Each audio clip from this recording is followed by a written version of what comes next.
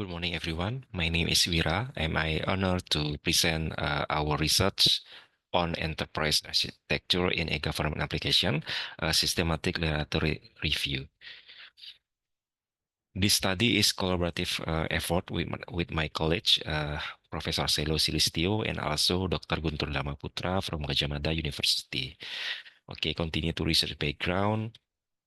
The dynamic of digital transformations, create disruption, and also change public sector bureaucracies.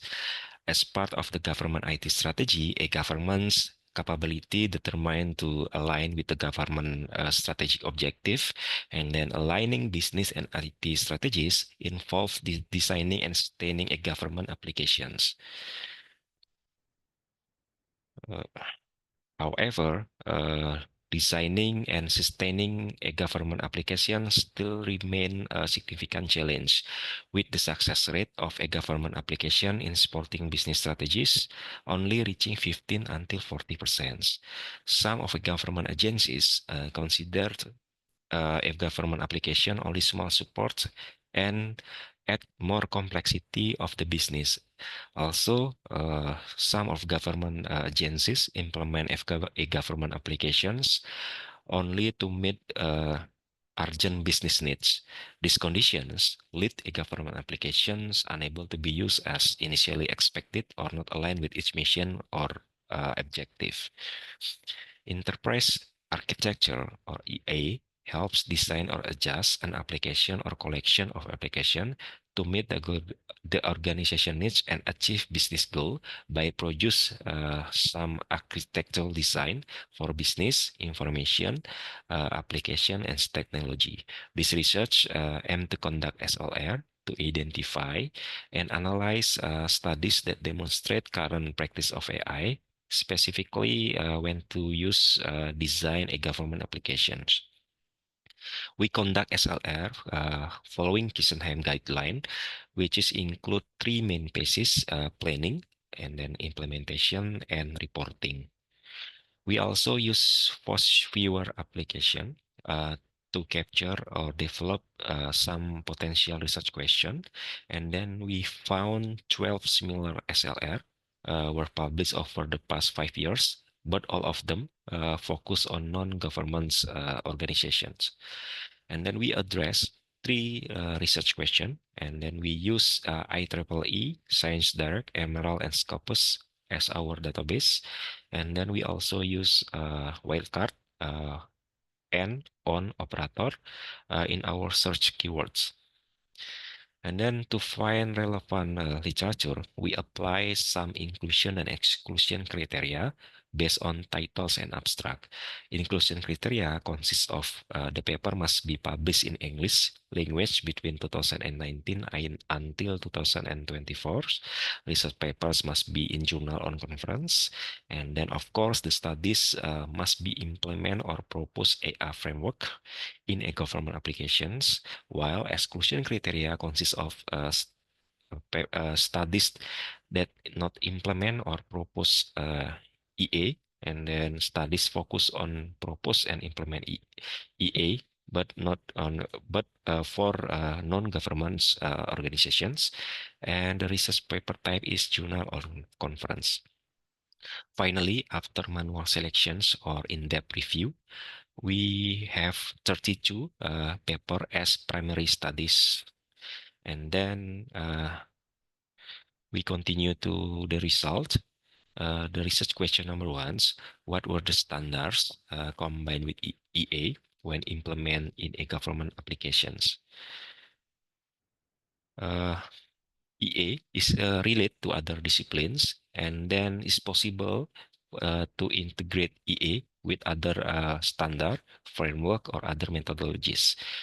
Based on 32 papers, 18 papers integrate EA with other standard, framework, or methodologies, and then the remaining 14 papers only use EA exclusively. For example, in application architecture, some of researchers integrate EA with microservice, for example, microservice architecture, and then system of system. In technology architecture, some researchers integrate AI with cloud, IoT, blockchain, or big data. Another framework, for example, like COBIT, and then balance scorecard, smart city, and the others. And then we continue to research question number 2. What were the bases involved in proposed AI for e-government applications? Some of EA frameworks has a different basis to produce artifacts, but most of them have a primary basis, namely business, information or data, and then application and technology. And then based on 32 papers, 12 papers presents all 4 bases. The others presents this basis partially according to the needs or priority of the organizations. For example, what artifact produced in business architecture, for example, like a business model diagram, business use case, or process flow diagrams. And then continue TOGAF as one example of EA frameworks offers a proof and a usable process for architect development.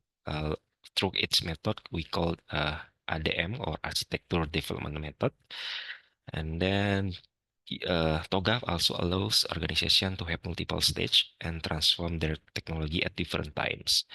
So that way, in this table, show that TOGAF mostly used by the research when using EA as a solution. And then we continue to research question number 3. What were the emerging trend? From this graph, we can see that city government, the most government agencies that implement AI, and then another trend is 13 implementations in one application and 5 in multiple application, because some service in government city or other local governments maybe involve one application or multiple application. But most of them, EA is implement in one application. And then the another trend is what is motivating factors that government agencies choose EA as a solution. The most motivating factor is EA as a solution, because EA can use as foundations, and also it can use for align business and IT strategies. And then what were another trend is there are many possible architect solutions for each problem government agencies, like data issues, organizational issues, and technical issues. But the complexity of the current e-government applications was the most common problem experienced by government agencies. There is about 14 papers show that. And then we continue to conclusions. Number 1, local government agencies dominate the implementation of EA to design or sustain e-government applications. And then system of systems, and then cloud, big data are standard of framework that often integrate into business, information, application, and technology basis in AI. And then architect solutions through EA approach effectively address a wide range of issues experienced by government agencies for data, governance, organizational, technical issues. I think that's all about our presentation research. Thank you for attention. We hope it provides valuable insight into the role of enterprise architecture in e-government applications. For any question or further discussion, please feel free to reach out via email. Have a great day and thank you.